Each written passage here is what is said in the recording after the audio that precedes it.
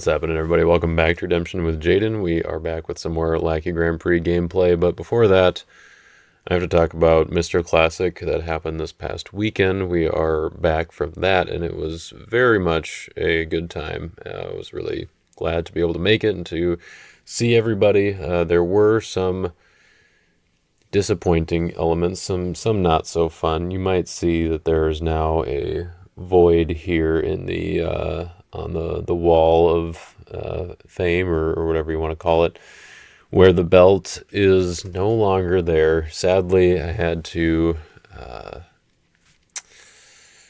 relegate. Maybe that's not the right word. I had to abdicate my my throne, my belt reign, I guess, as Mr. Classic. My title as Mr. Classic now to Brian, aka Booster Jones, who won the, well, first of all, he knocked me out in the first round of the Mr. Classic Invitational portion of the weekend, and then he proceeded to win the next two games to become Mr. Classic from, for now, until next year when hopefully we'll be coming back with a vengeance and be able to take the belt back, put it back in its rightful place.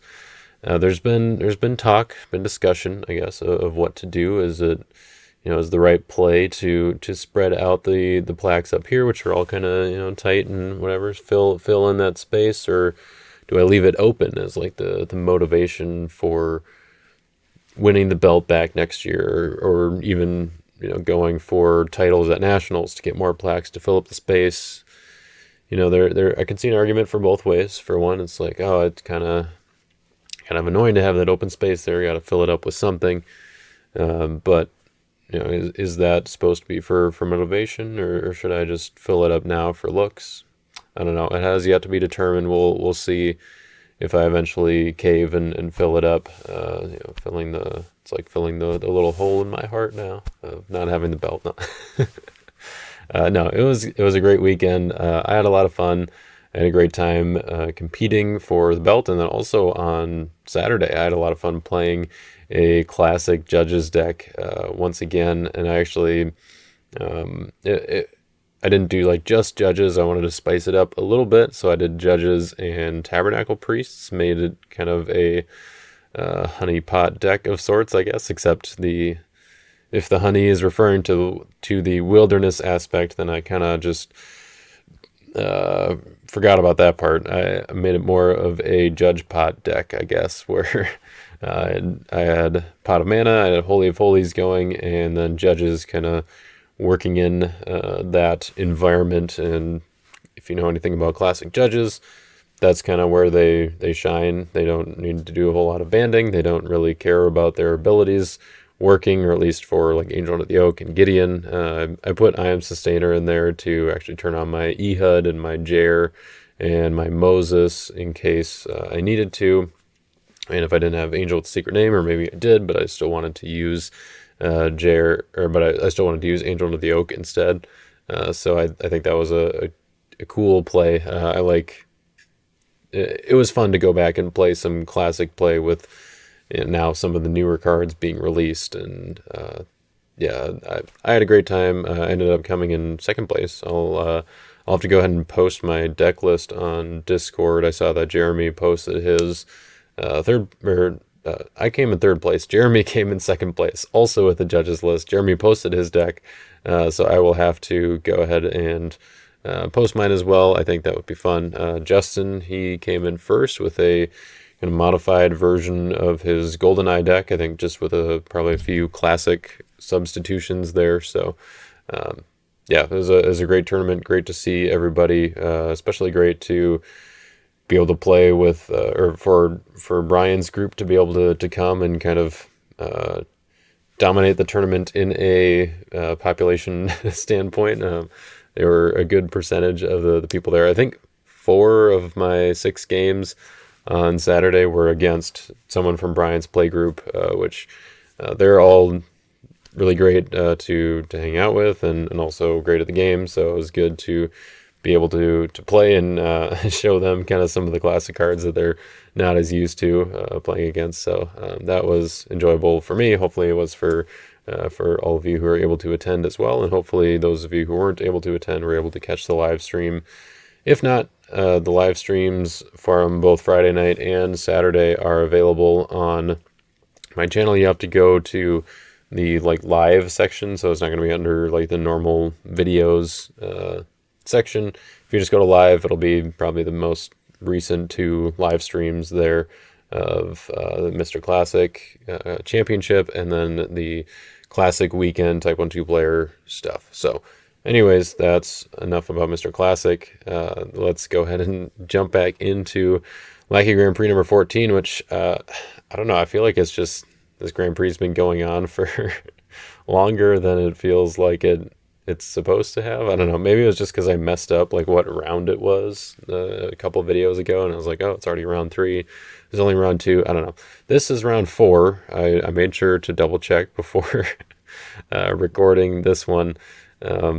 This is round 4. It's against Rob Smith, and I kind of thought after the difficult defeat I suffered against Jay in round 3 using a Sons of Jacob Egyptians deck, which I had fun building. I had fun gold fishing. I at least had a little bit of fun playing it, and so after using that deck against the deck that Jay built, which was kind of like a Turbo Jehu Eliud and hand control list, just kind of taking out all the evil everywhere, I was like, this is actually sort of a deck that I have been wanting to build. I mean, this is the deck that I have here is kind of a combination of the 2 decks in that game, or the 2 offenses at least in that game, and that's been a deck that I'd kind of been wanting to build since Out of Their Hands came out as a dominant. I'd always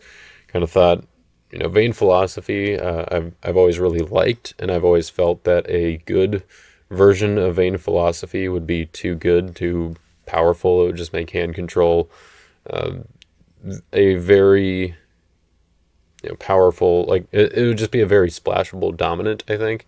And that's why I think Out of Their Hands was kind of the perfect implementation of this, because it's very difficult to splash. I wouldn't, maybe not very difficult, but it's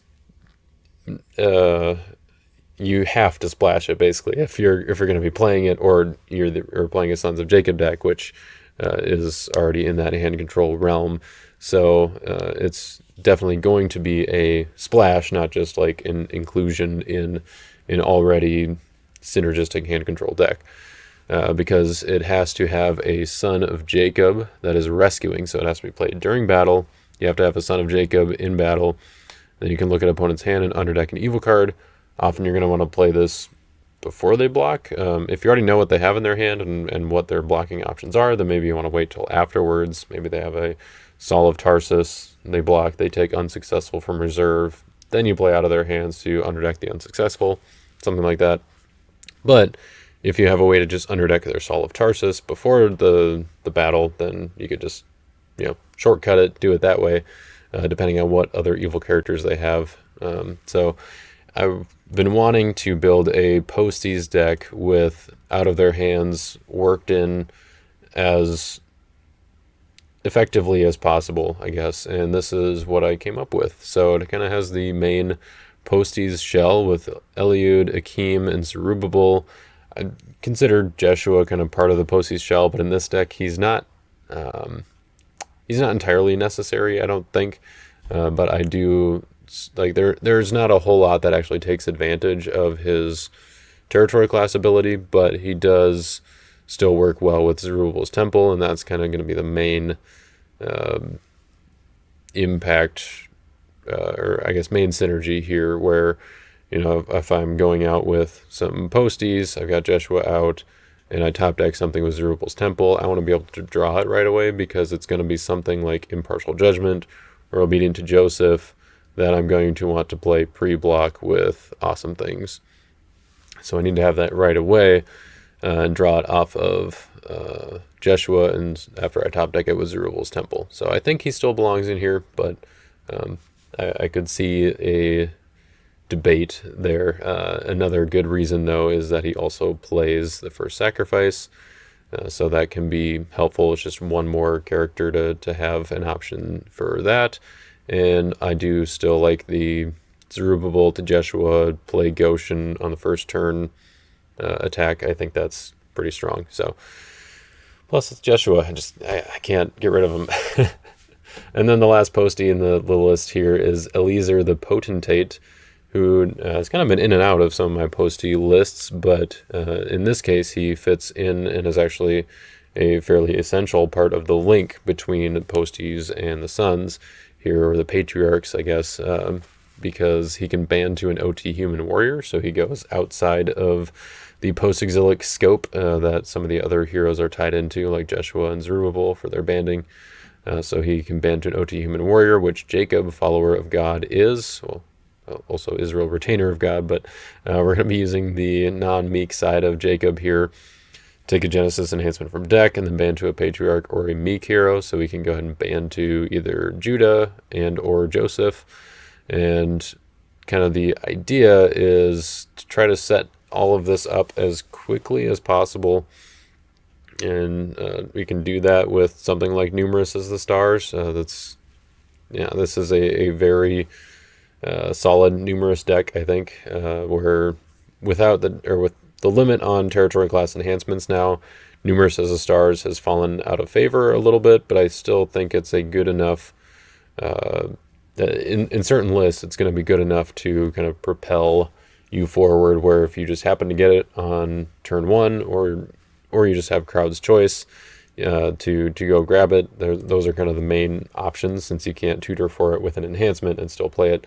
But you can play Numerous as the Stars to set up this very solid first turn attack, which we're going to be doing with hopefully a good number of the 16 star cards that are in this deck. I guess I can't really count Numerous as the Stars, so 15 other star cards between the offense and the defense here, but that should hopefully get us a solid number of star cards in the opening hand, that if we do end up with Numerous as the Stars, we can pull out the last few pieces or the last few heroes that we need in order to get that going. So what that's going to look like is probably ideally Zerubbabel converting to Meek to draw 2, banning to Eliezer banning to Jacob taking a Genesis enhancement from deck, so maybe we get First Sacrifice, maybe we get Israel's Bow, and all this could actually start with Jehu, maybe is the more ideal,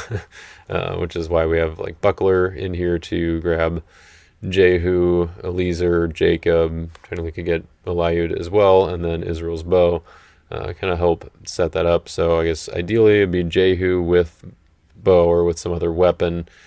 You can bounce your own Zerubbabel if this is later. If this is turn 1, then don't forget to put your Zerubbabel in play.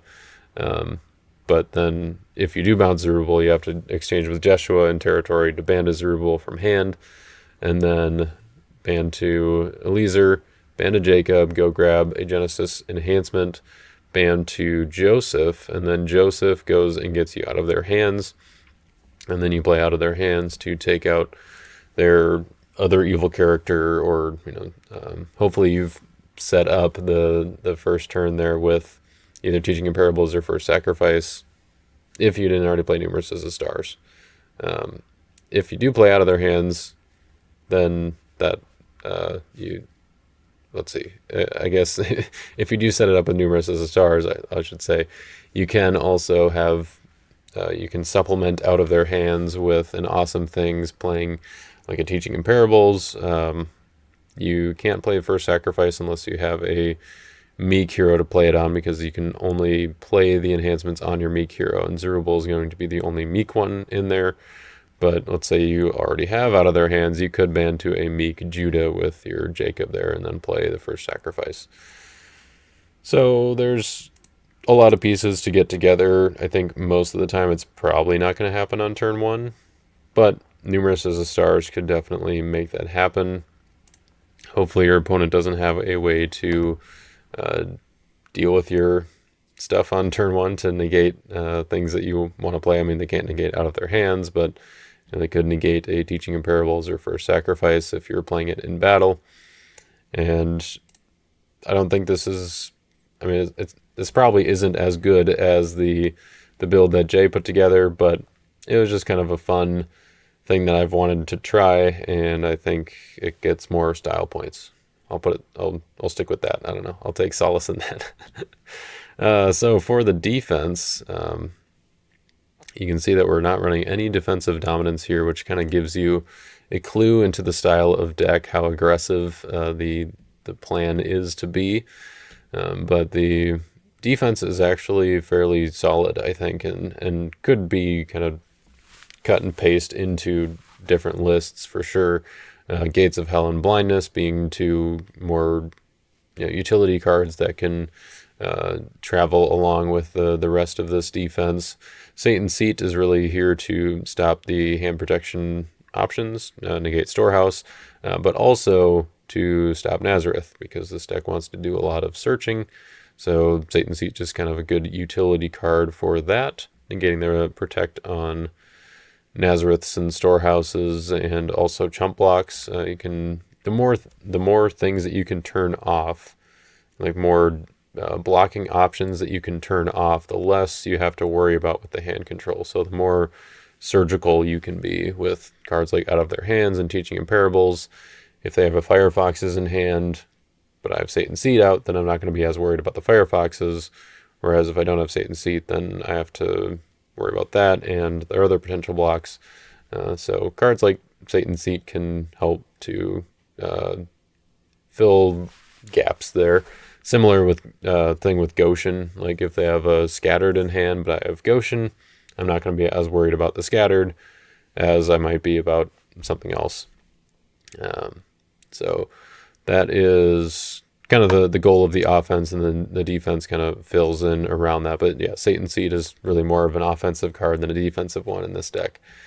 So the defense is pretty straightforward demons list. We've got a new Seven Sons of Skiva edition from Roots here. I'm pretty sure this is the first Seven Sons deck I've built in rotation.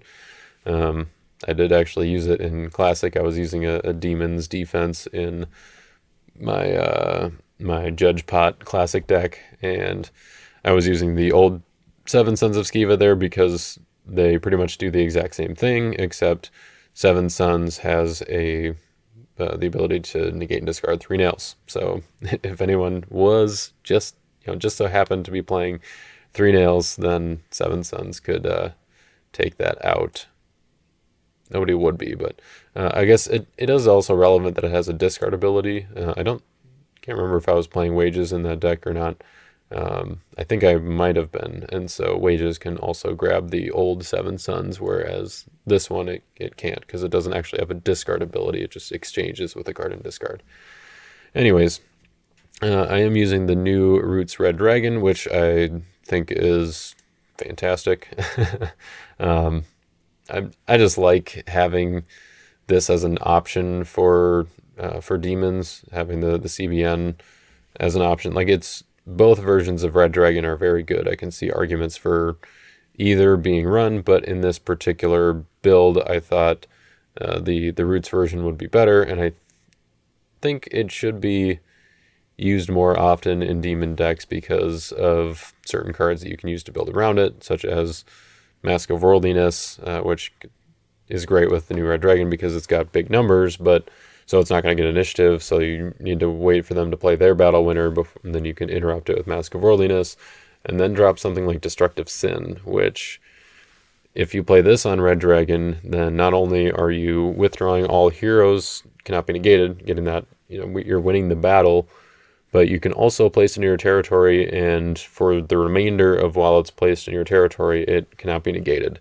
So the counter, or the kind of stacks effect that it introduces, where if your opponent uses a good draw ability, they don't get to do that draw, and you get to draw one from the bottom of your deck instead. That cannot be negated by their 3 woes or by their Moses or other things that negate enhancements in territories.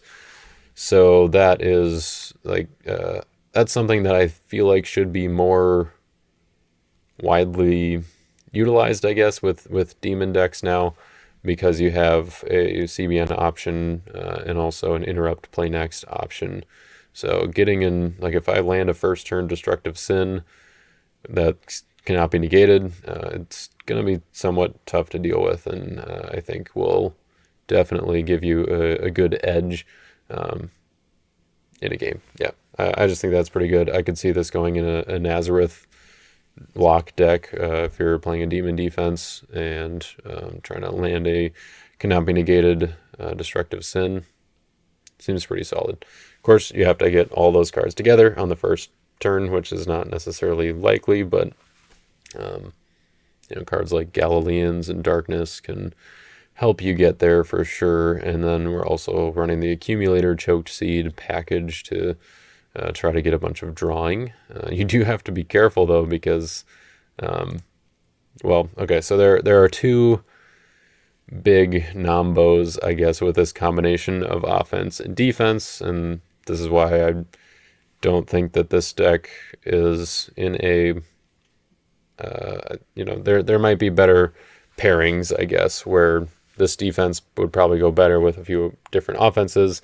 This offense would probably go better with some different defenses, maybe a gray defense or something that does a little more hand control of its own. But so there are two main nombos, I guess. One of them is the Accumulator Choked Seed package does not work if you have Goshen in play. You don't necessarily have to place the tokens on a character in battle, but the idea here is that you block with the Accumulator, you place 6 of your tokens on the Accumulator, make it a 1/1 so that you have initiative, and then you play Choked Seed. If you already have regular initiative with the Accumulator, you can place your tokens on a character in territory, and then that doesn't turn on Goshen. But Goshen just says while a meek character or a Patriarch is in battle. So even if that meek character is a token that's placed on a character in battle, it's still in battle, and it's still a meek character. So it would mean that Choked Seed would be tossed because Accumulator does not have brown. So you got to be careful with that. The other thing to be careful of is with cards like Sordid Spirit and then also the Accumulator, where if you're placing evil cards on your opponent's cards that are either in territory or going back to territory, then your Eliud and your Jehu are going to be a little less effective. And by a little, I mean kind of a lot, because they just say opponent must discard an evil card from hand or territory. Eliud is the same. Opponent must discard an evil card from hand or territory. It doesn't specify that it has to be their card. It just has to be a card either in their hand or in their territory. So if I play Sordid Spirit on something in their territory, they can target it for discard. If I use Eliud or Jehu, that's one thing that I like about Israel's Bow and Israel's Sword in here, though, because both of these bounce characters, something that the PostEs list has struggled with from the beginning of when PostEs became a thing, is that they couldn't bounce demons very easily. So cards like Ezra, cards like Oath of Purity, cards like Jehoshaphat, Book of the Law, they all bounce humans. And the idea was to bounce all of my opponent's evil characters and then drop a massive impartial judgment. That doesn't work if you can't bounce all their evil characters. Israel's Bow and Israel's Sword are ways to bounce those demons, bounce those non-human characters. And so if I am going in with Jehu and Eliud, I can hopefully use Israel's Bow and Israel's Sword to bounce my Sordid Spirit back to my hand so they can't target it for discard, something like that. Or you can even just, if it's placed on a character, you can just bounce the character that it's placed on. That also works, and that would work if the character is human and you want to use something that only bounces humans. Like if you place it on their OT human, you can bounce it with 20 shekels. But there are just things you got to watch out for. If you're using Sordid Spirit to negate a Storehouse or a Nazareth or something, then that might inhibit you in other ways. Those were the two nombos. I got both of them. I forgot I started with the other one. So those are two things that make the deck a slightly less effective, or make at least this pairing of offense and defense slightly less effective, but I do still like the way that they work together. The fact that Destructive Sin is a good counter, Fallen Star is a great counter, Blindness can be pretty solid. All of these kind of work together to slow my opponent down, all part of the defense, and then the offense can hopefully whittle down their defensive resources available. So that is what we got going on for the offense and defense there. For the Lost Souls, that's what these are called. We're running pretty much, I guess, like some acceleration for defense here. So Darkness and Galileans to kind of help set up the Accumulator Choked Seed thing. Darkness is also great to get Fallen Star out on turn 1, get that out as early as possible, or turn 0 even. Play it before your opponent takes their turn so that you can have a hard search counter. I think that's pretty good. Galileans, helps get some of the combo pieces or defense pieces to set stuff up. I am running both Grumbled and Shepherds in here, in part because I think they just work well with Demons and Gates of Hell. I don't know. I think seems like there's more hype about these than they probably deserve. I do think they're good, especially in particular decks that have like a game state they want to achieve on turn 1. Something like Honeypot, where you want to have a protected CBN, Pot of Mana, and Holy of Holies as soon as possible. So like if not turn 1, then turn 2 at the very latest. And Shepherds and Grumbled are just 2 more consistency pieces to help you to get there more often than you would otherwise, I guess. I think in this deck, one of these could be Prosperity. That might be better.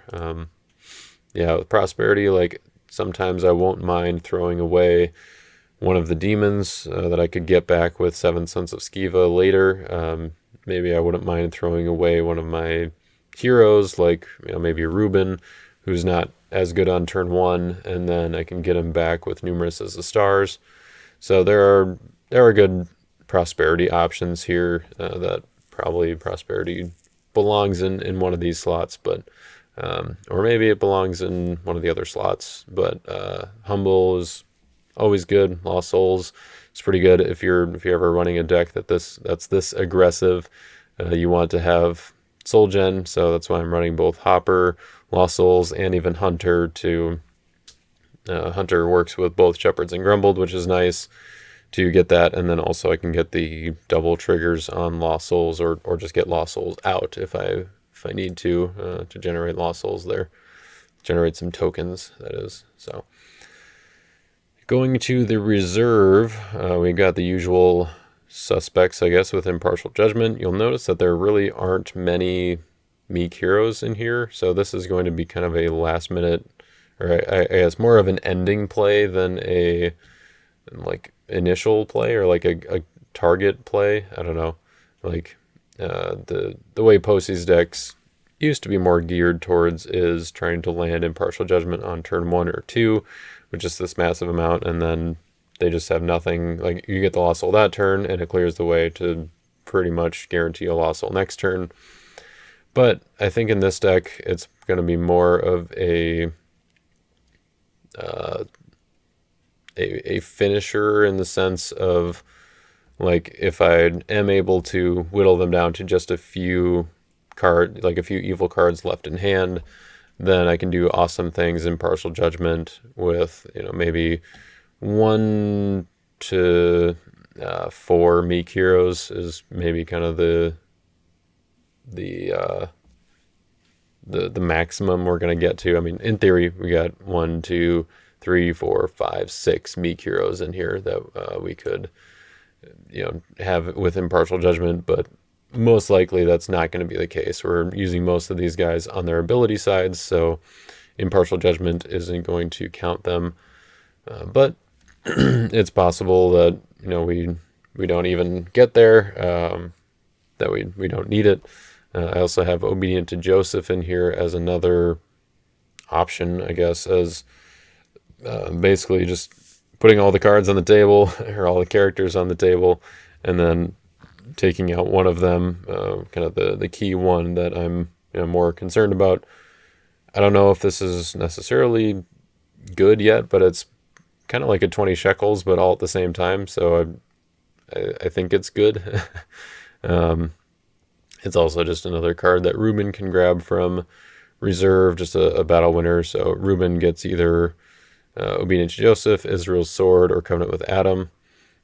We can end the band with Ruben instead of Joseph, just to get Obedient to Joseph from reserve, and then Ruben doesn't have to, or Ruben doesn't need to be alone in order to do the take part, just only for the choose. So I don't know. I like Ruben as far as the other sons of Jacob go, so that's why he's in here instead of one of the other new Israel's Rebellion sons.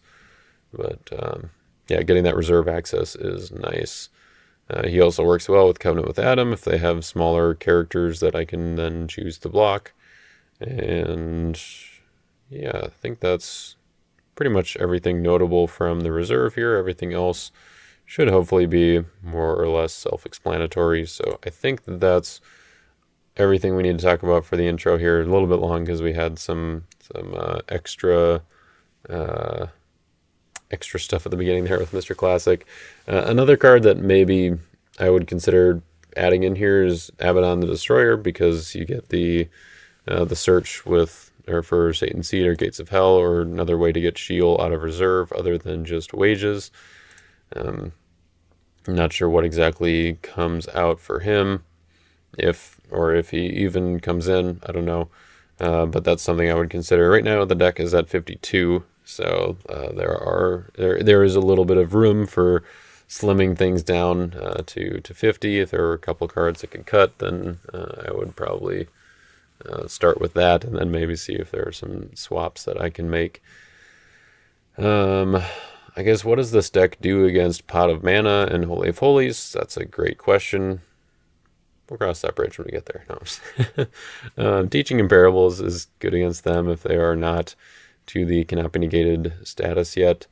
There are decent ways, I guess, to deal with Eliezer and Territory, like maybe Sordid Spirit to Beelzebub to get rid of him. Yeah, I think that there are some options, but it's definitely going to struggle a little bit. There are some decent options for solo attacks here, like with Ruben and choosing the blocker, or just going with solo Elliot and hitting something in their hand. Yeah, but it's not great, so it might struggle a little bit, which coincidentally the deck that I'm going to be playing against is a Holy of Holies Pot of Mana deck, which are piloted by Rob Smith. So you will see that a little bit in action, how I have to work around that, pivot a little bit. Really, if I can deal with Eliezer and get Akeem rolling, then that's where the deck is going to work most effectively, but you got to get to that point. So let's see if I do that against Rob after we talk about Your Turn Games, which is a sponsor on the channel here at Redemption with Jaden. So Your Turn Games is a great place to go to get all of your singles, your boxes, your packs, your supplies that you need for tournaments, or if you want some pre-built decks to play in tournaments, then you can go here and check those out, what they have going on over here. And then also card supplies, good place to get those as well. Deck boxes, sleeves, get some binders to put your ultra rares and your rares, your good trading cards available, and you got plenty of playmats and stuff too. Yeah, I really like the playmats here at Your Turn Games. They've got a good variety now to offer. So if you are looking for some redemption products, head on over to Your Turn Games. But for now, let's get into this game. Let's do it. All right. That's not a bad one to have off the bat. I'm going to need to change that. Complacent. Yeah. Okay. Well, I rolled a 3. And I'm going to roll a 4. Yep. Mm. Sounds Ugh. about right, given my luck, Um, man, I actually think I am going to. Uh, this hand is less than awesome. Um, yeah, I'll go first. I think that's a good choice. All right. Sounds good. So we'll do a couple stars here. Delivered and lost child found. Hmm. Which one would you like to do first? Let's do the delivered. Okay. 7 Sons of Shiva. My deck actually. Okay. I think that's probably the better choice. Well, that card did not do exactly what I thought it would do, so we'll go ahead and do that. Grumbled. Trying to make your awkward hand a little less awkward. A little less, yeah. I misunderstood one of the cards, so we'll just um, seems good to underdeck that to draw 1. And that does not trigger my Lost Souls, I guess, because Lost Souls have not activated yet. Yeah, that funky rule. Um, I really don't. I think that's good for my stars. So Alright. I will reserve the top card of your deck, and I will take a look at your reserve. sure, go ahead. And then reveal top. That is my Wilderness of Sinai. Cool. Alright, little white-gray stuff going on here. Unsuccessful arrest. But a Magnificat as well. Mm-hmm. Interesting. Alright, cool. Oops. But then yeah, you can act your soul there. Yeah, I'm gonna make a token. I think I'll do it in your Land of Bondage. Well, actually, you are playing gray, which means that I turn things on.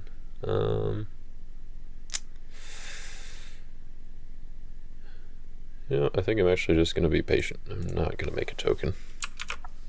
Okay, sounds good. Um,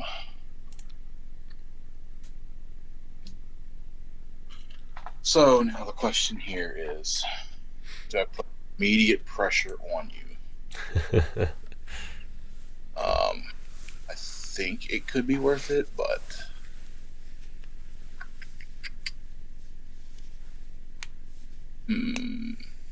it would cost a lot.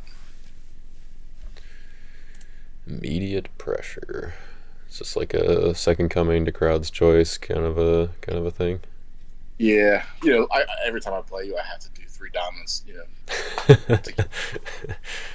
Um, think I don't know what you have, so I think it's probably okay to just let's you know what let's live boldly. There it is. Gotta risk Live, it for the biscuit, yeah. I mean, the one card didn't do exactly the way I thought it was going to do, which then leaves me with no hero in my hand. Oh, I see. So then I'm going to go grab the crowd's choice. Crowd's choice I am going to play as Oh, I good. see. So I'm guessing you're playing a Lost Soul from your deck, playing Dread, but that one's only if drawn, not if put in play, right? Well, I don't know if, yeah. Yeah. If it's Dread. No, it's not Dread. It's another one of them similar ones. Oh, okay. We'll play it as good, and let's go take Moses. Seems good. And after the game's over, I'll tell you that this was where it all went down. Oh, I suppose Aimless, maybe. Gets you the Wilderness Human, right? Yeah, Aimless, yeah. I was like, oh, it says if drawn. I was like, that's not good. Tabernacle. Uh-huh. Moses. Uh-huh. TC will be delivered. Let's, I don't know what you got, so let's turn some stuff off. No.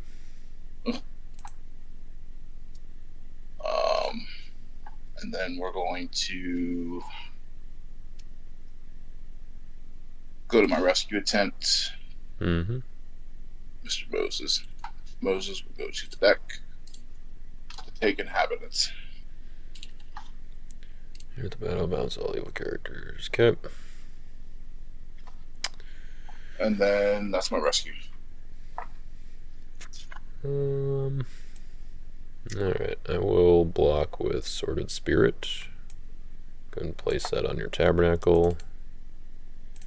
Go to deck for... I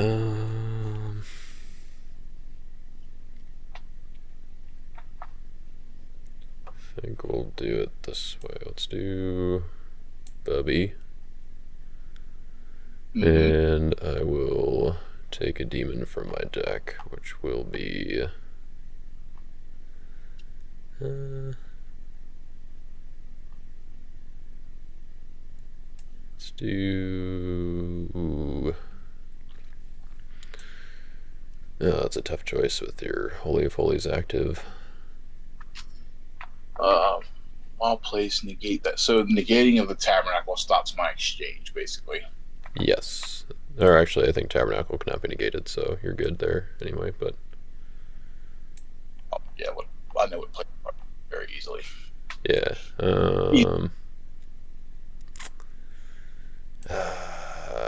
Yeah, I think we'll go with this one. Seems fair. Maybe it'll work eventually, but... Alright, your initiative. My initiative.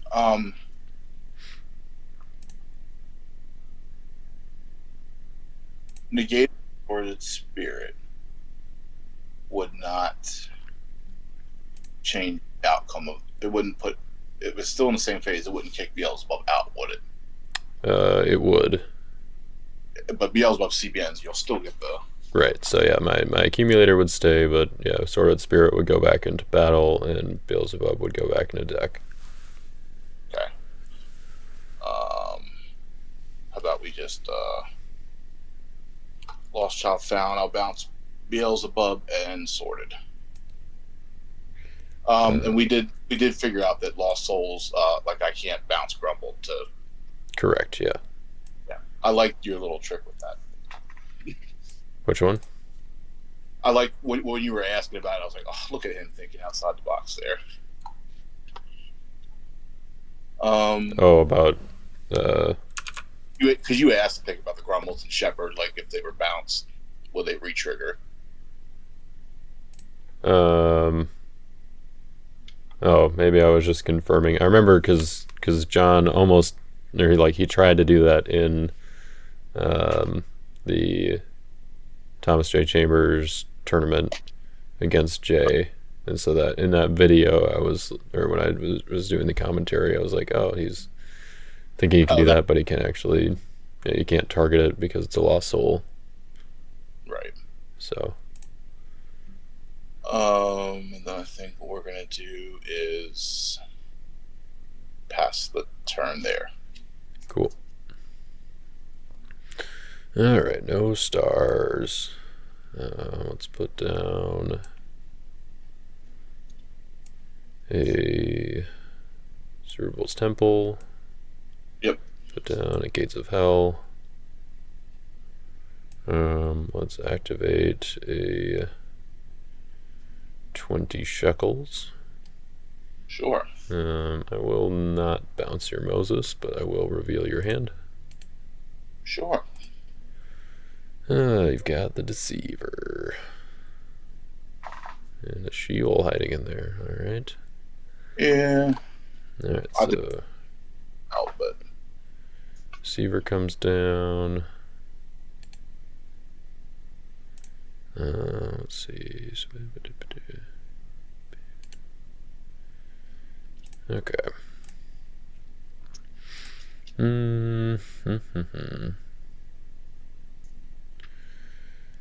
So, what's the worst you could do on the first turn with a Holy of Holies active? Yeah,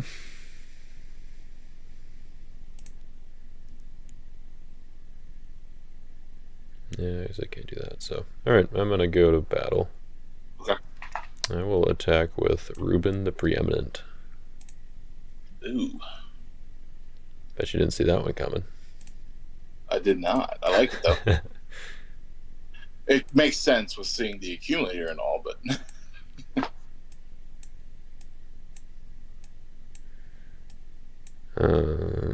Yeah, so he's prevented, so. yeah. So, well, I mean, I don't see any reason why we don't see. I mean, Yep. you earn it, right? How about that? Yep. Let's take a peek at your hand. Sure you don't want to discard Moses? Oh no! Wow. So you've got a bow. I've got a bow. Look at this defense, though. Yeah, it's came out there. I mean, I guess sorted to Beelzebub to Accumulator. You know, it's just one character that got me 2 more, so that was kind of nice. Right. That's pretty good there. So I see a draw 3. Yep.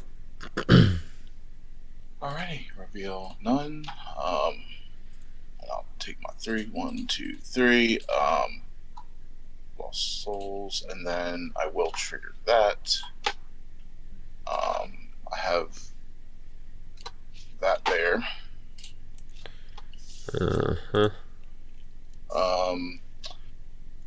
4, 5, and then you're 12, 9. Let's go ahead and just surrender that soul. And I will give you Grumbled. Sweet. Alright, well, guess I will put down.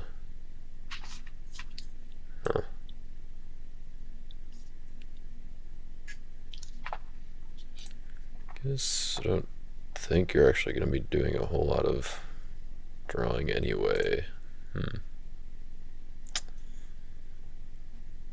Yeah. I'll just put down the Sordid Spirit and I will pass the turn. Okay. Draw 3. There. No.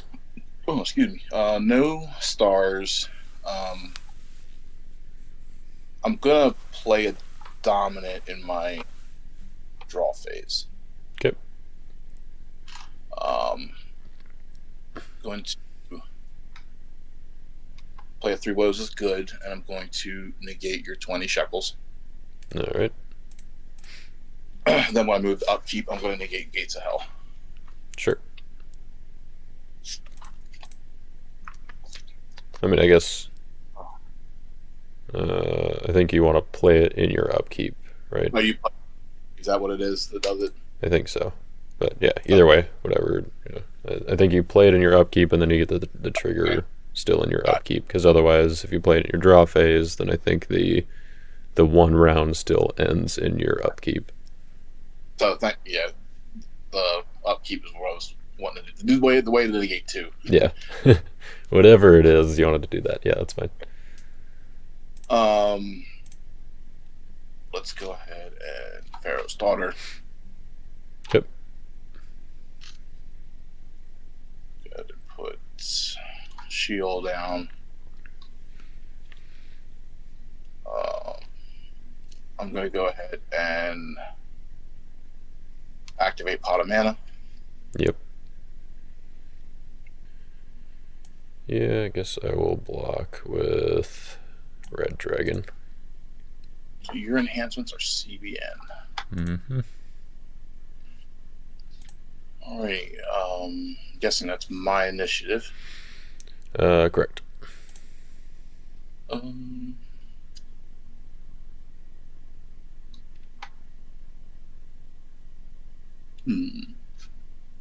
Did you have an enhancement? You did. Destructive Sin.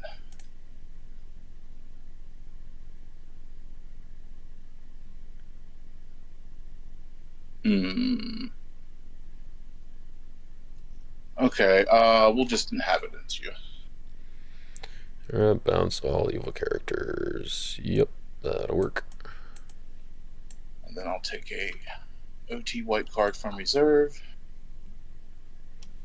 And we'll take my Royal Parade. Yeah. Alright, and you get the token. And then I'm at 6 and I'll pass. Yeah, there's cards that I like to see. Alright, I've got at least one star. Do I want to use this other one as well? Okay.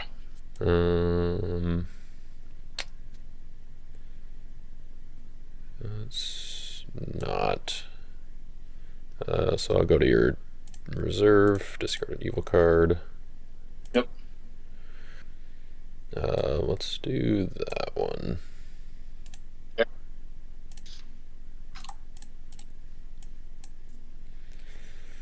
Okay, so my Shekels is negated.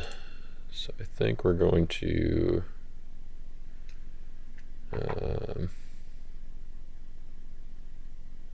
we'll just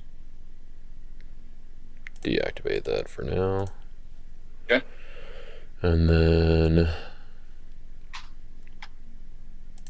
let's put Eliu down. And I will play Teaching in Parables. And you've got so many interesting things to negate here. I think I will go with Holy of Holies. Yeah. Yep. And then I will take a peek at your hand. Some good. It's nice. I guess we'll do your Nicodemus. Hey, what's he get reserved? Yep. Okay. Let's put down the accumulator now that Holy of Holies is off. And we'll make a few tokens. Let's put down a Meek Eliezer. And do Jehu. We'll give Jehu a bow. And let's put down Sordid Spirit. And Beelzebub. Okay. And let's put down Red Dragon too. What's that? Afraid of Mayhem? Yeah, well, just in case, I figured might as well. Yeah, I think I'm good to go to battle if you're cool with that. I'm actually gonna play it dominant if you don't mind. Yep, that's fine. I'll play the Mayhem. Alright. So before I debated playing it, I was like, I think I can get a soul if I don't play this, but if I Oh, sure. Give him something. Right, yeah. I find some defense. Right. All right. Well, I found a hunter.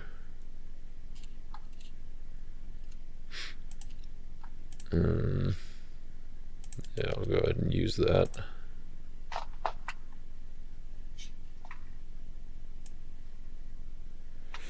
Go get my shepherds.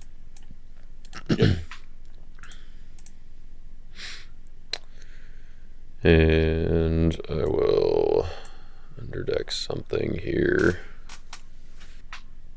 Discard.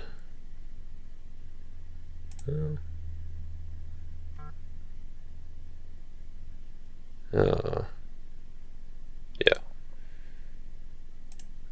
Draw one. Yep. To say darkness, that's definitely not going to work. Alright, well. That darkness, I'll trigger my Lost Souls. Yeah. Cool. I guess you had triggers on my shepherds too, or on my hunter if you wanted. I missed it. But I think technically it's still, because the shepherd's ability would have resolved first. So I mean, technically I haven't done anything else, but it's up to you either way. Okay. Well, I guess might as well, since we're still in my prep phase, activate Great White Throne. Yep. Banish my 7 sons. Go to deck. And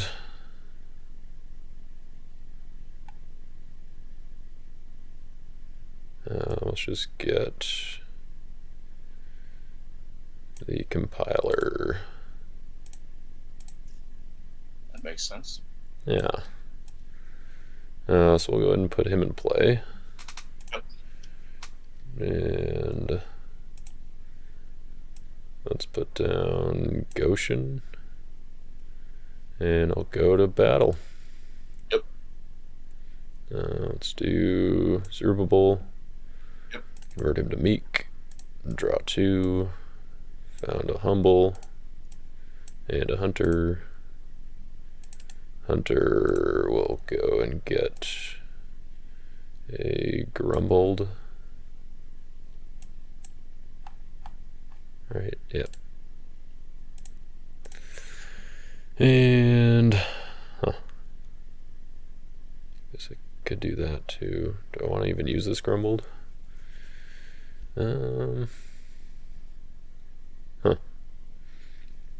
Maybe I don't, but I feel like I should. I don't think I'm going to. Oh no, yeah, I will. All right. Okay. Yeah, I'm gonna do that. Underdeck that one. Draw 1, and we'll ban 2 Lyud, and I forgot to use Jehu, which is sad. An evil card from hand or territory. Should have been 2. Oops. It's okay. I'll discard philosophy. All right. And I will give you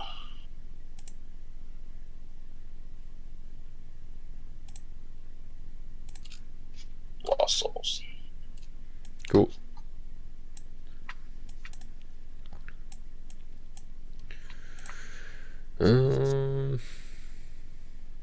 Alright, well, I think that's it for me, so go ahead. Ready? 1, 2, 3. I like that. That's pretty good. Use 1 star. You.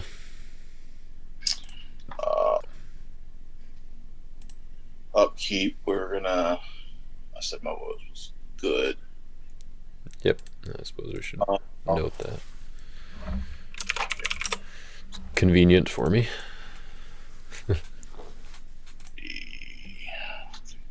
It's good, I think. I'm gonna.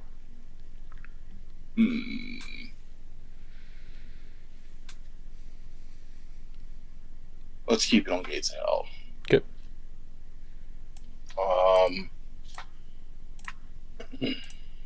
We'll go ahead and I don't see anything punishing searching at the moment. Nope. Egypt, which is negated. Yep.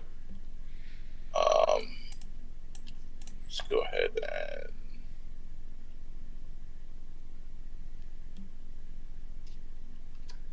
and you have 5 cards in hand.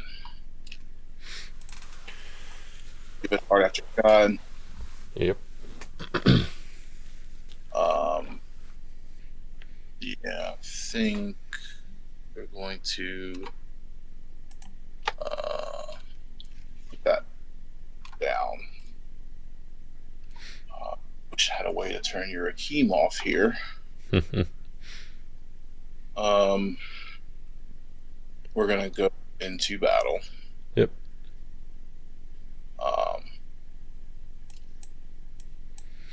Sacrifice the silent. So you do have hand advantage. So I'll draw 2. And then prevent the next enhancement. Okay. Let's see. So I think the block is with Beelzebub. And I will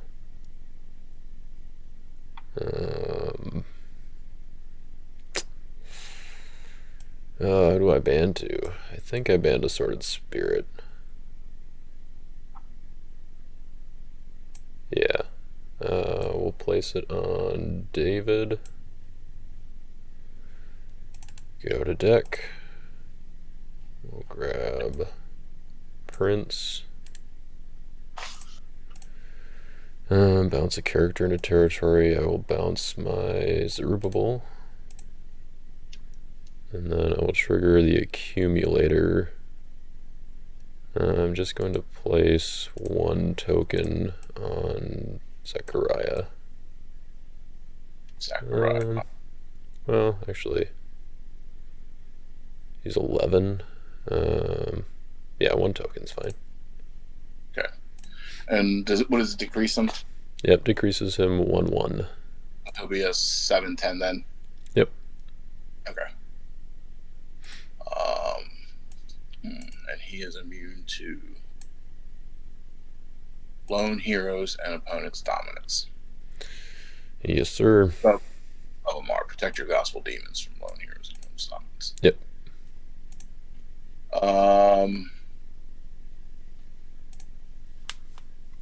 Yeah, that'll be good enough. Sweet.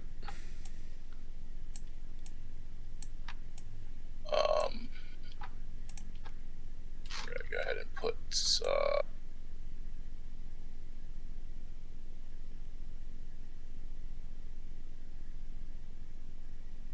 trappers down and then pass.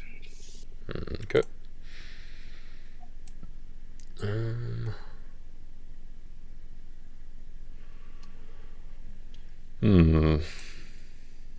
Wait, I used stricken, didn't I? Oh yeah, you're right. I forgot about that. I just saw it in my hand. Yeah. I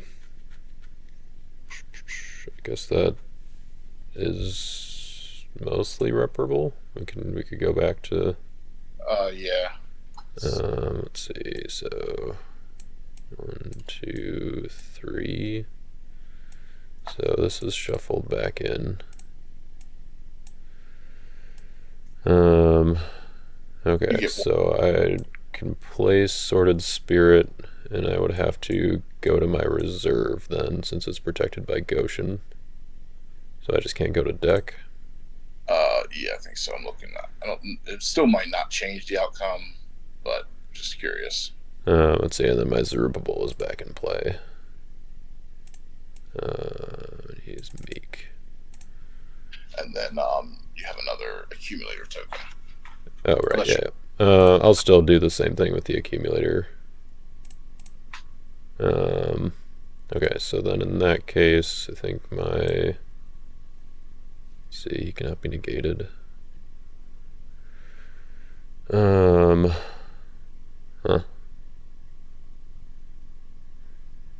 Yeah. So I was confused. I just caught it right. Let's see. I think I would just go with...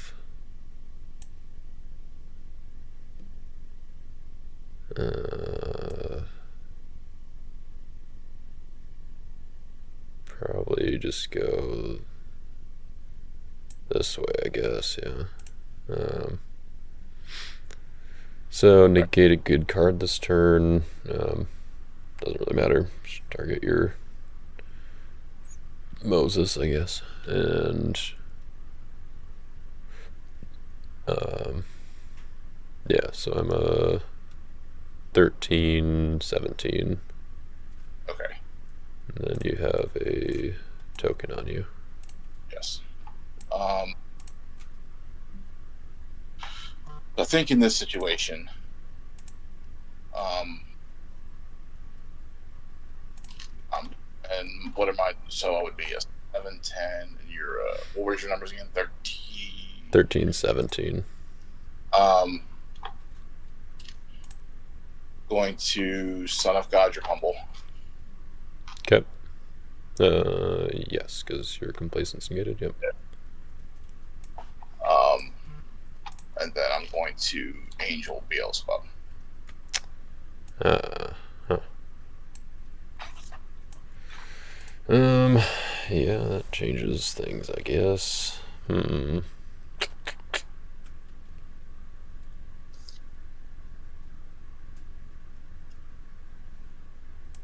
Alright, well, I guess I'm gonna play Blindness, which is prevented, but still gives me 12 toughness. Yep. And then 7. And what's your attack? You're not high enough. You're 2. Yep. So that's all I can do at that point. Okay. Yeah, I'll pass as well. Yep. And then he'll keep the token on him.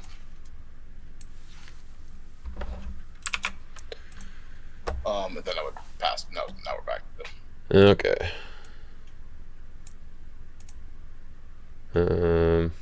Well, I think I got like the same 3 cards, or at least 2 of the same cards that I... Oh yeah, so only 2. After I shuffled, I got 2 of the same cards that I would have drawn. Make that mistake, that's... Plus a hopper, so I will hop that over to you. Yep.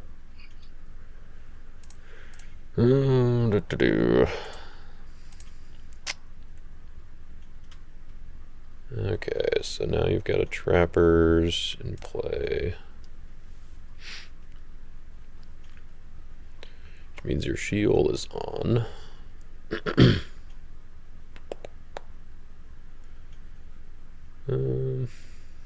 Alright, let's start out with seeing what we're dealing with here. I'm going to activate 20 shekels. Yep. Bounce Zerubbabel. And we'll take a peek at your hand. Yep. Alright, solid 3 cards. Plot to kill and stricken.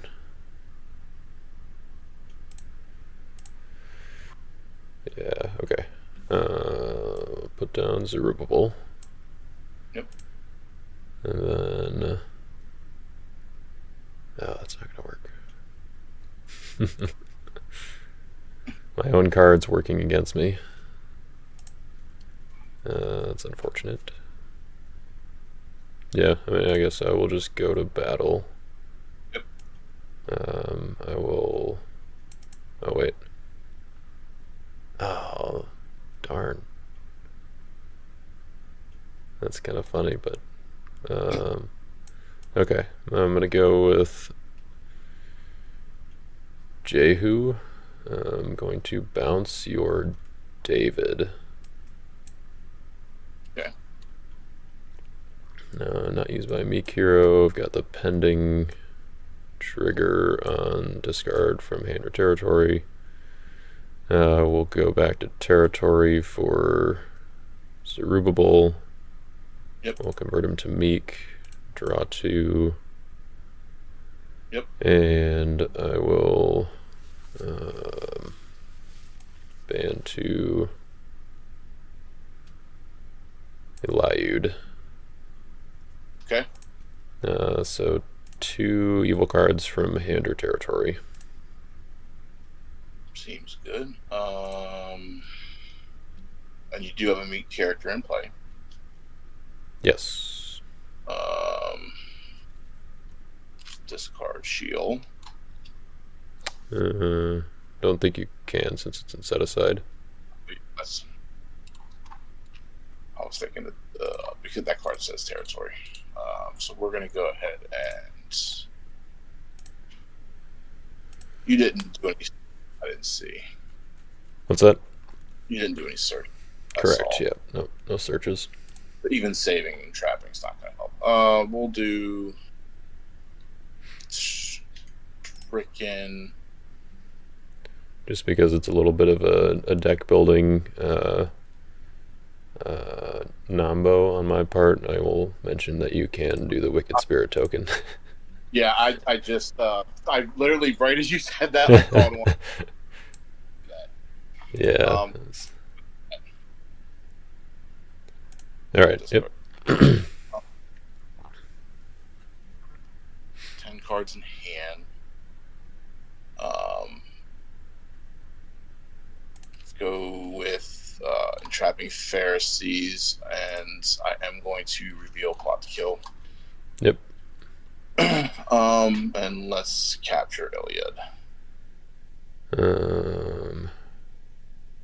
Was it capture a human here about? Yeah. Yeah. Sure, that's fine. Yep. And then you are what? 12-8, and I'm 7-7. My initiative. Yep. Throw 6 at you. Yep.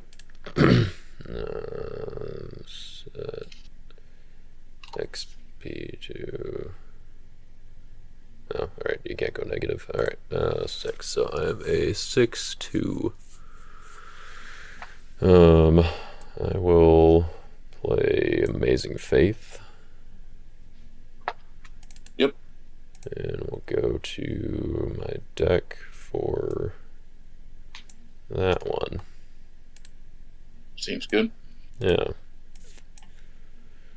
So we're at mutual. Yep. I pass.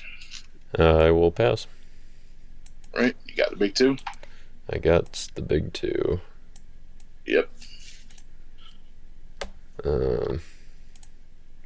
Yeah, because of the that explosive. All right. Because of the shield, I couldn't do all the. Well, I don't know. Maybe I still could have done the things.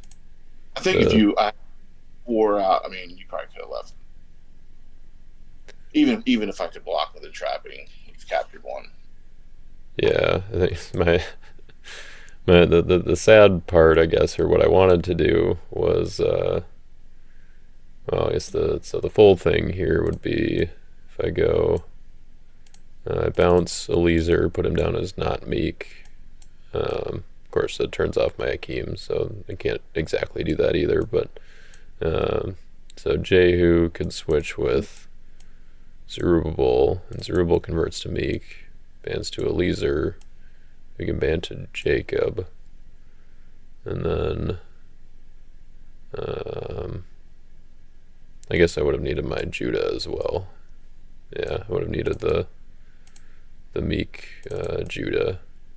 Or Judah as a Meek hero, and then I can do the awesome things to Feast of Booths, to either Impartial or Obedient to Joseph, more likely in this situation, since I just needed to discard your evil character. But you can what ride on into what?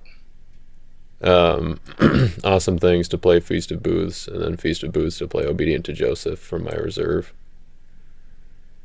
So like I'm trying to figure out if like Obedient to Joseph is abusable in some way.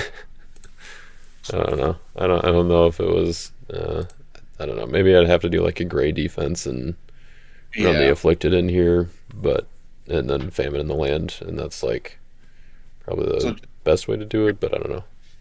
just because I'm curious, and I'm like, maybe I'm not saying it, how can you ride on into feast and partial with Goshen out? That was the thing. Yeah, I couldn't. Uh, I couldn't play feast with my Goshen out. Just like I don't know. It's a deck with Zerubbabel who converts to Meek, and then also Patriarch. So how can I not run Goshen? But it's like right. if I really want to do this, then yeah, I don't know. But I also like the um, like Goshen to put a token in battle so that my defense benefits from it as well. Because that was why I put the token on your Zechariah, was so that my Goshen was active. Gotcha. Yeah. Um, That's pretty. but I, yeah, the I don't know, I it's hit or miss, looked I like guess. you were going to start doing choose a blocker stuff too. I was getting a little concerned with that. Yeah, I think that's. I mean, there probably should be a Zacchaeus in here somewhere, but I'm not really built to go around or like to get to Zacchaeus as far as like getting him into battle. I mean, I guess I'd do like Zerubbabel to Eliezer to Jehu to Zacchaeus. Um, but unfortunately, Reuben only chooses evil humans, so I can't pick the tokens. Okay. But Well, I thought when I saw Ruben at first, I was like, well, maybe he's got like whatever it is, falling away or different things, and then he's using um, another choose the blocker for the tokens like Simon or. right, yeah, that I don't know. Yeah, I think Zacchaeus probably could like go in reserve or something here.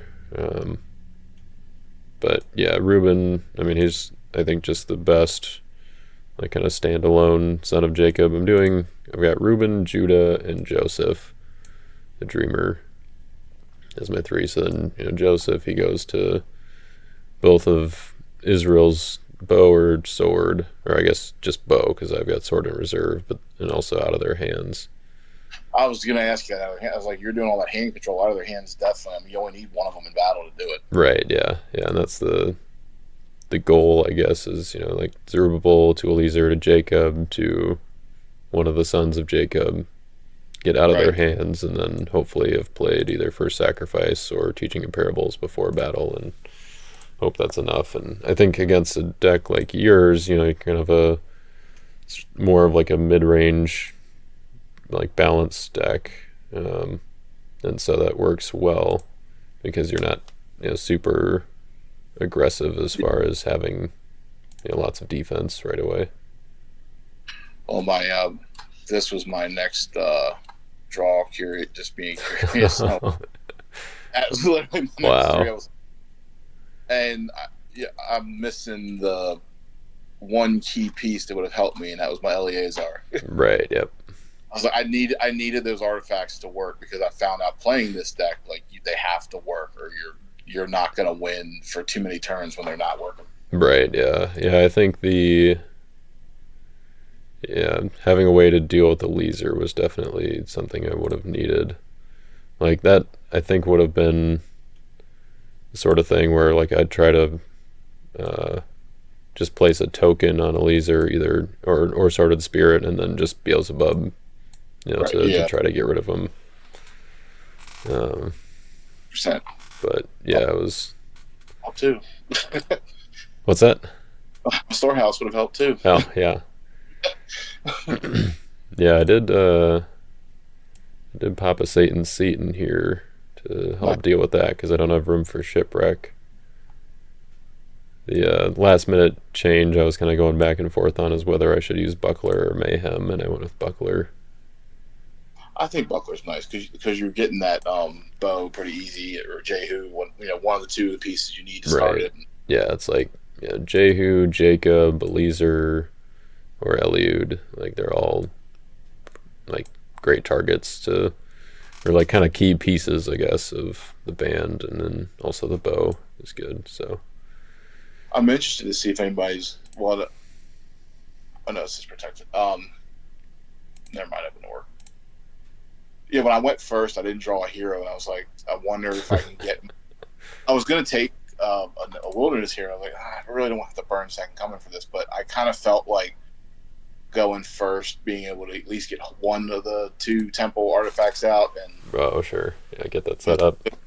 rescue and Yeah, so if you watch the video back, you're gonna see the look of relief on my face when you decided to go first, because you were kind of like going back and forth in your head, or like you were really thinking about it, and you were saying like, oh, this is kind of a weird hand. And I was like, oh no, he's gonna make me go first. But I also did not have a hero in my opening hand or any way to get one. So I was like, oh, please don't let me go first. But I mean, it would have been like not the worst, because I could have gotten gates down, but yeah, wouldn't have been good, I guess. I know. Yeah, that wouldn't. I know those 3 were in my. I think I know. Delivered was, and then I used Lost Child Found. Oh, right. Yep. Second Coming. I don't remember the 8th card, but those right there are like the 7 of the 8. I was like, this is not very good. Like, I mean, if you had Mayhem, I feel like I would have used that before Second Coming. I drew into, it wasn't Mayhem. I drew into that. Oh, okay. I think it might have been the Angel then. It was another dominant. I think it was Angel, because I was thinking, why can't I even rescue, because there was that. And then I think I may have had one. Yeah, it was something like that where I was like, this is kind of like a hand where there's no hero to do anything. And then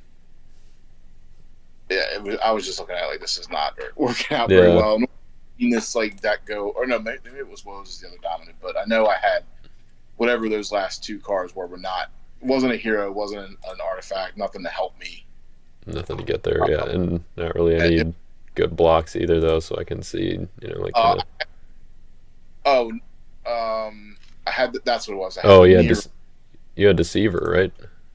And Deceiver, that's what it was. It was this hand, because I underdecked the Nero with the. Oh, I see. Yeah, because I figured I could underdeck Grumbled or whatever. Yeah, then grab him with Daenerys, sure. Yep. Yeah, I was and then so I was like, or Deceiver if you need him. Yeah, and the Deceiver right back into him if I needed a blocker, if I really need, or any blocker really. But that was my starting hand. I was like, that's what I was contemplating. Like, this is not very good. And yeah, I think.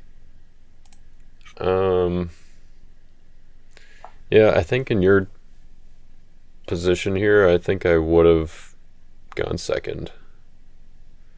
I don't know, maybe or maybe if I went first, I would probably want to keep the Nero, ship something else. Like, you're playing Glory of the Lord? I am, yeah. So then I'd probably ship the Tabernacle instead of Nero, and then I'd put down Nero for and Sheol. Oh yeah. Just to slow me down a little bit. And then, I guess I don't know if I mean, I haven't really played the deck enough to know if like Second Coming on to Crowd's Choice for a hero on turn 1 is good. I mean, like it got you a Lost Soul. So I think that makes sense. But looking for, like, if I hadn't got the Soul, I'd been real sad on that. But I think having the I think what you said, I probably should have underdecked the Tabernacle, knowing that I didn't have the Glory. Yeah. And knowing I could only activate 1 artifact, was underdecked the Tabernacle. And I did contemplate putting Shield and Deceiver down just to have Unity, but then Deceiver's vulnerable, so it's like if you're putting down Deceiver for your Shield, then I know that it's your only evil character. I think what you said was the optimum play, to underdeck the Tabernacle, and then unless of course then if you underdeck Tabernacle and you draw into Pot of Mana or Holy of Holies, then you'd be a little sad, but yeah, I knew I could get something with Moses to help win the battle. I like the deck, but it does, and I've been playing it more to understand it, like I learned better from my deck by playing it. So I've been playing it this Grand Prix, and I've been doing pretty well. But I've noticed that, like I said, if you don't have that lockout with Glory and Eleator, it kind of struggles a little bit. Yeah, basically, yeah. If I can turn off your, one or both of your artifacts, then I think that, yeah, definitely um, slows you down a little bit. I mean, you're kind of the idea is to that both players go slow and your deck just has more power. But if I can turn them down, then I think it gives me an opportunity to do my Zerubbabel and my other draw and search engines. Right. Um, so how close is your list to either like John's or Jay's, or did you just kind of put it together from memory? Or I think we're like one or two cards off. I haven't seen any of them play Complacent, but um, yeah. I realized fighting lone 1-on-1 with Pot of Mana, that's probably a good idea. Yeah. Are you running both Angel and Martyr though? I'm only running Angel, and it's only there because David can grab it. Right. Yeah. Just get a turn one or something like that. Rescue with him if I feel like I can, and also I had a card here that would have helped me, but you were negating my neutrals, so I did have the heart. Oh, okay. Yeah. But yeah, I'm just playing, and then I messed up a couple games not realizing I had stuff out, but I didn't have the glory, but I had David in the harp, and I forgot that glory is Old Testament, and just wasn't going and grabbing it like yeah. Nimrod. Yep. It's pretty, I think we might only be off by a couple cards. I know John's not playing Jeremiah. I'm playing Jeremiah. Oh, okay. Yep. Yeah, I think Jeremiah was in Jay's list at least, if I remember correctly. I think mine's closer to Jay's then. Okay. Yeah, because Jay also had the Blood Avenger, where John did not. Which I think that was an amazing call there. That's helped me a lot. Yeah. I mean, even John recognized, like, oh, okay, yeah, that was not the right play for that tournament. So I'm sure it's in any updated list that he's got. But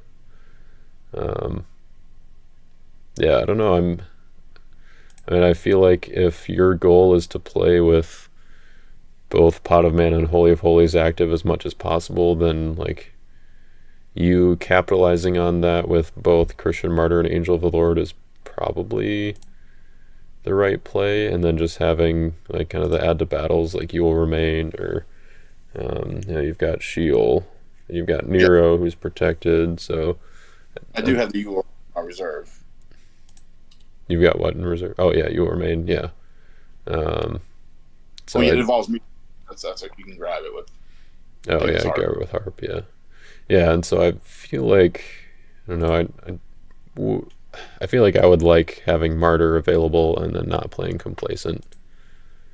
But yeah, I see your point though. Of I'm like, even if I do deal with your Pot of Mana, then your deck is kind of built to still just have one character in battle at a time. So you're going to be more vulnerable to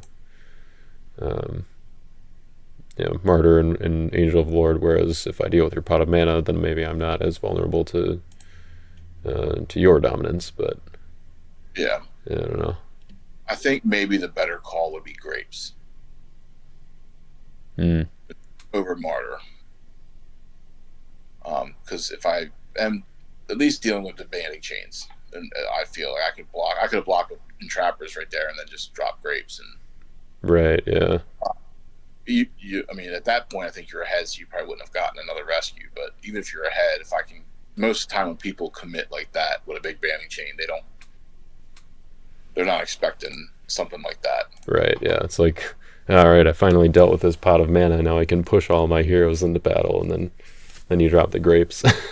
Yeah, I kind of feel like that. If I was going to run a defensive dominant, kind of maybe that one. But okay, yeah, I could see that. Be definitely worth trying out. What's your seventh dominant then? It's like what do you have in place of Christian Martyr, where the other guys don't? Let's see. I think Oh, is it crowd's choice maybe? I think it is crowd's choice. Yeah, for consistency. Huh? How are those guys not running crowd's choice? That's I surprising. don't I've seen them run Martyr though, so I haven't Yeah. seen John Day run Martyr, so maybe they are running crowd's choice. Oh, maybe. Yeah. Huh. Uh, it's yeah. I mean, you're right. Christian Martyr's nice, but Yeah. I it, suppose like it's a if dead card, and then you deal with your pot of mana. right, and I think probably having Angel of the Lord is more important because for one, the David, and for two, like if I'm going to deal with your pot of mana, it's probably going to be on my turn before I attack, Yeah, and so I'm more likely to be able to band on my offense than on my defense. yeah. And I was kind I of a know. little disappointed that my red dragon didn't really get to do anything. Like I've got Sin and Blasphemy, Mask of Worldliness as my interrupts. I You in have a hindsight, I should have just done Beelzebub to Red Dragon on your against your Zechariah, because then I would have had my blindness open as CBN. So I mean, I guess you probably, yeah. I don't know if you Angel Beelzebub or if you Angel Red Dragon. Uh, I did not in that moment did not have an enhancement. All I had was Angel. oh, okay. So you would have to hit I, Beelzebub. I one of them, but it was more about forcing. I mean, I've always played like I'm not going to just pass on a rescue attempt. I'm going to at least try and fight. And Yeah. Well, I mean, especially if you've got a hero that you get to draw too. Like, it yeah, seems good. I probably I should knew have running your like next. known you had Angel since you were attacking with Zechariah, not David. Yeah, I think you looked at my hand, may have seen it. Did I see your Angel? I had it for a couple turns. I just didn't get a chance to play it. And Oh, okay. Yeah, maybe I. Yeah, I think I did see it because I was like, okay, I have to make sure I have a way to play around Angel, and that's what I was thinking at that point. I was like, okay, well, I can go to Prince, or I can just band with Beelzebub, or I could do both. So that's yeah, I had those options, but yeah, I completely forgot about the Stricken. That's why I feel like the problem with Stricken is that it doesn't do anything until the battle phase, and so if once you reveal it in the right, draw phase, then like you feel like you just got to leave it on the table so that people remember we or need something like like that. a protect token or something because it's the same thing. I had a game where I played Temple Dedication, went in. I played Temple Dedication, did a couple other things, went into battle, and then they did something like Christian Mar, and I was like, okay, discard my character. Oh yeah, I was like, wait a minute, didn't I play Temple Dedication? And they were like, yeah, and I said, we both forgot it. Like yeah, right, cards that or even a star ability reveals and stops are like hard to remember. yeah, yep, yeah. I think yeah, for the most part, I would just for the sake of remembering, probably put those like just leave those cards on the table, and then you can put them back to wherever they belong afterwards. Yeah, I wonder if people in a tournament like to like if I activate Stricken Star, like put it in the battle, like where the people would battle, just to yeah, yeah. I think be. that would be fine. Like this it's the only thing I can really think of that would make a difference is if someone like plays mayhem, you just don't remember to shuffle it back in, or if someone's counting for humble lost soul or something, making sure they remember that that's still in your hand. But I think that that's like good enough, or like it's beneficial for both players to remember that. So Well, even like the deck you're playing tonight, like that, that could have been a target for Iliad or something. Like oh so, yeah, if yeah, now, oh, I don't have anything in my hand. Well, technically, Stricken is in your hand. right, yeah, which I think you'd remember that. It's like, since it's especially with something like Elliot where it's hand or territory, you can be like, okay, looking at my options in territory, oh hey, look, there's a Stricken there. Yeah, But yeah, that's a good point. I think it's just easier to remember that it's in your hand than to remember the ability while it's in your hand. yeah. But um, Happens to the best of us because we both were full in that battle. Like, yeah, uh, yeah, that yeah, was yeah. In I don't know. I think or if I had remembered that, I would have been able to save my blindness probably, and I would have your Zechariah would have been dead, so you wouldn't have a token to discard. But Yeah. I think you were just so light on cards at that point that it didn't really matter. Yeah. I don't think it, and that's even when you were able to grab from reserve because you're Goshen. Yeah. That's why it's going to change the outcome, because I knew I didn't have any enhancement. It's like as soon as you put somebody in, I could at least Angel Beelzebub and hope you didn't have any, because I knew your next card was prevented, and I took your hospitals. Maybe he didn't have 2 enhancements. Yeah. Yeah, and I think I probably, I mean, I had thought about it, but wasn't really sure. I probably should have just added Swine Stampede and then discarded it to add my Red Dragon. And I was like, I might want Swine Stampede later, but yeah, I don't know. I think it probably would have been better to do the safe play, which would have been adding Red Dragon. Right. Yeah, since I missed that, I should have just banded to Red Dragon to begin with Beelzebub. But that Red Dragon's pretty nice. Yeah, I don't know. I've been wanting to try it out. I mean, in particular, been wanting to use it with like House Divided, but I had House Divided initially in the reserve of this deck, but I was like, well, I've got one hero, okay, I guess 2 heroes that House Divided does not discard in this deck, which are Ruben and Angel of the Winds. So it's like, I could play it and just have it available as like a... It's multi-brigade and Delight. Right, yeah. It's like, have it available as a, pressure valve release, I guess. Or like, just pull in case of emergency, but... I didn't really have enough room in reserve, I don't think, to... I don't know. I wanted to keep stuff like Sinning Hand and Blasphemies in there. Yeah. So... Right. Yeah. But anyway, that was a good game. A very offensive game, I guess. I don't know if... I think I got the one successful block of the game. Yeah, I think so. Yeah. That's the way I figured I'd learn, is play this deck, and then once I know how to play it, then I know how to counter it. Right, yeah, there you go. It's good, yeah. Well, I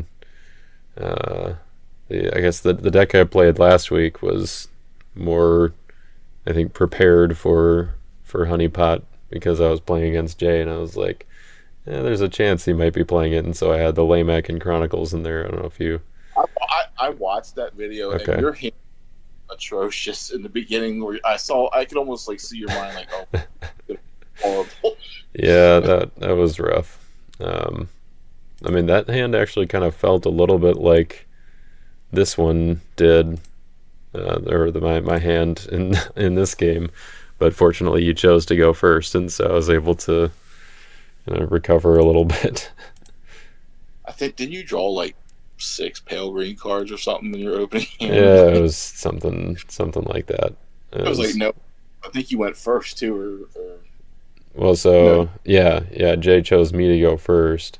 Yeah, and like I did, I think I attacked with Malak to search for Abraham on turn 1, and that was pretty much the only thing I did. And then he got to go and just popped off. So that red deck that he's playing is a better playing second. Yeah, it seems like it does so much better when it goes second. Yeah, I mean, you run the risk of, if you're playing against a Honeypot deck or something and they set up Pot of Mana and Holy of Holies, then you're a little bit in trouble. But I mean, the fact that he gets the 3 extra cards is good. I mean, I guess a Matthew would still be good going first against that deck. Yeah, I think. I mean, he is doing Herdsman, I guess, I think. Yeah. Yeah, he did have Herdsman. So, yeah, I think I feel like that's probably the reason why he went with that defense, is like, Matthew is going to just go nuts off of that multi-brigade offense, so. Yeah. Are you...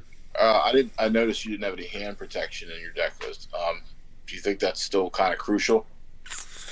So Jerusalem Tower was in here initially. Okay. So the initial list that I was putting together was actually a gray defense, and I was using proselytizers to make proselyte tokens, and then I wanted to use Manasseh's Altar to banish them, and then make you discard a good card in territory, or I guess not in battle, I think is how it's worded.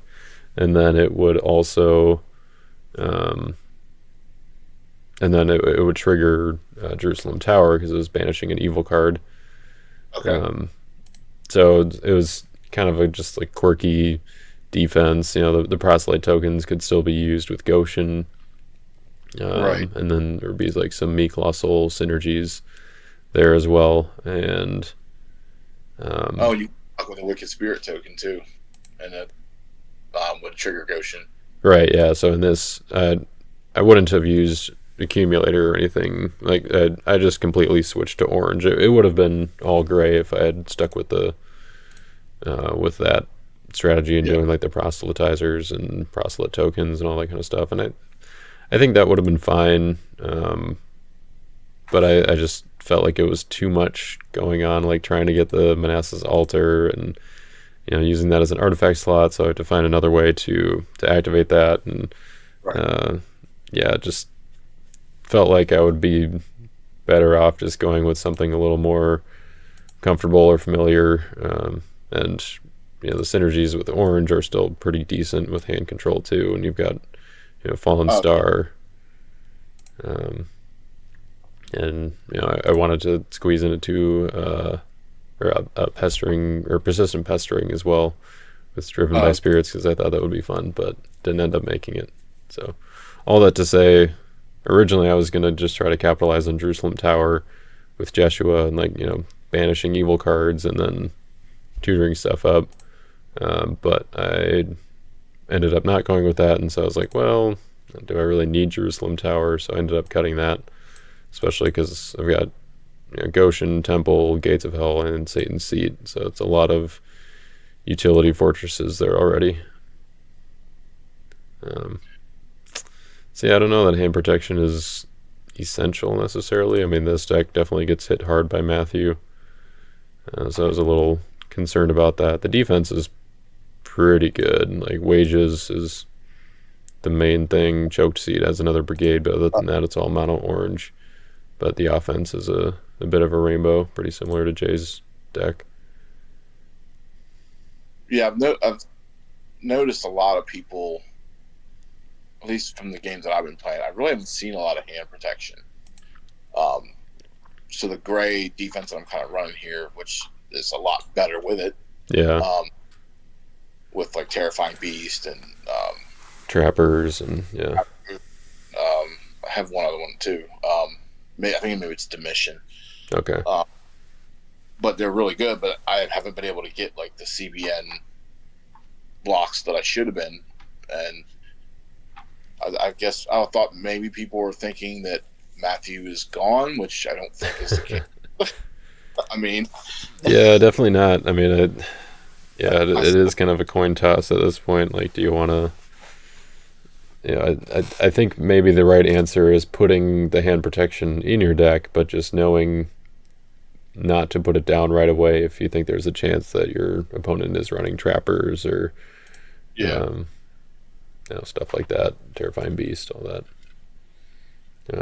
Goliath he's getting more popular now after the present change, so making sure that your hand's not protected from him. Yeah. So Sheol, because of the way that's worded, you can add the battle is different than present. Right. But I can still add the battle from my opponent's side. Correct. Yep. Yeah, because add to battle defaults to play. Or I think maybe player set aside area now.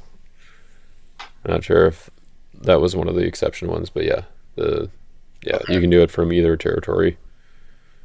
So a card like Matthew's Begats, I guess, or your hand, I should specify. What? Or either territory or your hand, I should specify. So the defaults to play or your hand, not your opponent's, but you can't have from there.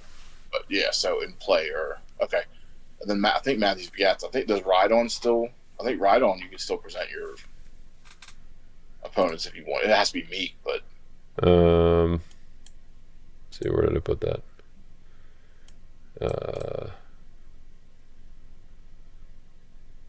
I lost it on the battlefield here. Here it is. Still don't see it. Oh, there it is. Okay, yeah. Meek Hero. Yeah, add a Meek Hero to battle. Yeah, you can add your opponent's Meek Hero. So. Oh yeah, only because the difference is like I was looking at you will remain. That actually specifically says you begin a new battle or add your hero. Whereas the other ones just say add a hero to battle, doesn't specify yours. Right. Yeah. Yeah. Yeah. That was a big thing with after Cloud came out and I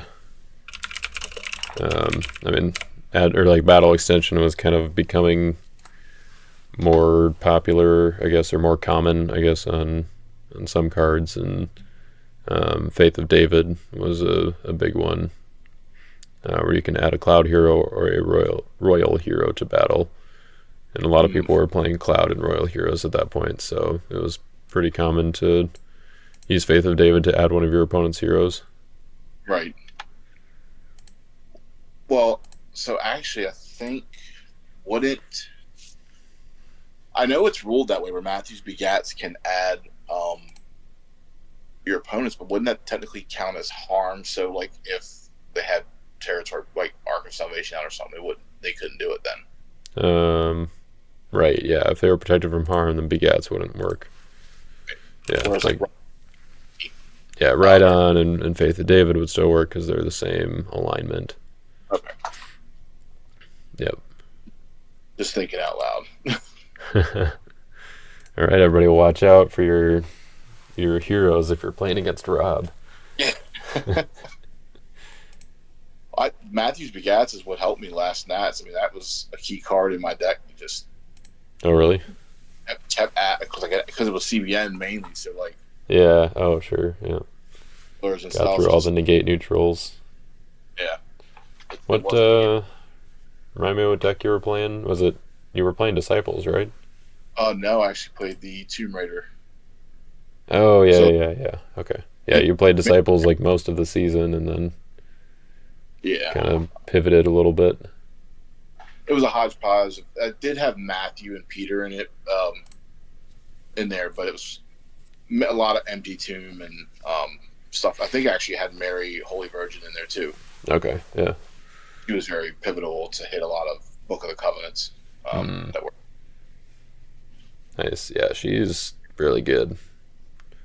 She's even better in Nativity from what I've been seeing, because the deck that I was playing, it was mainly clay, so I had to always convert my people, so she had to be converted, whereas Nativity... Yeah, you can just leave her as the white side, and yeah, I've got some ideas for a white deck. I think, I don't know, I'm debating whether or not I want to build a Type 1 version of it or just go straight to the Type 2 version, because I think there's some exciting, well, I don't know, maybe not exciting, but cool things you can do with white and Type 2. Something that was, they could definitely can, because of having 4, a lot of their really good enhancements. Even with the Old Testament having 4 inhabitants driven out, like that's right. Yeah, that's true. Yeah, I don't know. I did a Type 2, like after Israel's Rebellion came out, I built a like Wilderness white and brown Type 2 deck, and I was a little bit disappointed by the offense, but the defense was pretty solid. So yeah, I think that probably switches to something else to be more competitive, but yeah, I don't know. I'm excited to get back into doing some Type 2 more regularly now with the big tournaments coming up. Oh yeah, we were just planning our regionals up here in our states that are going to be coming in June. Sweet. So excited for that. It's so funny because I think it might have been shortly after Nationals last year. and I was looking at some things, and I started really. I think that's where I found Overtaken. Mm. I started asking, like me and Tyler started talking about it. I was texting him, and he's texting me, and I was like, "Do you realize that Overtaken, making everything CBN, is actually could be really good with Harrods? Have the CBN protection." Right. And I don't know who did it on Discord. Like it was recently, maybe a month or two ago, and somebody dropped. They started talking about Overtaken, and then now it's like everywhere. Yeah. A little Yeah. bummed though, and I'm they're I'm curious to see how if it's going to hold. Like, because I mean, when it first, I guess when I first was looking at it, I think it was like 3 years ago or something like that that it came up. And I was like, oh yeah, Overtaken works this way, but I don't think there's like I tried it out in a deck, and I was like, oh, I don't think that this is really all that great. Like I tried it out, I think in a deck where I felt like it would work the best, or kind of like where I could utilize it the best, and then just felt like in every game I was like, well, I kind of want to activate something else, and it doesn't feel like I right. necessarily need it right now. But yeah, I mean that was before Herods were really a thing, and yeah, I guess maybe now there's enough to I don't know, make it worthwhile, worth the artifact slot.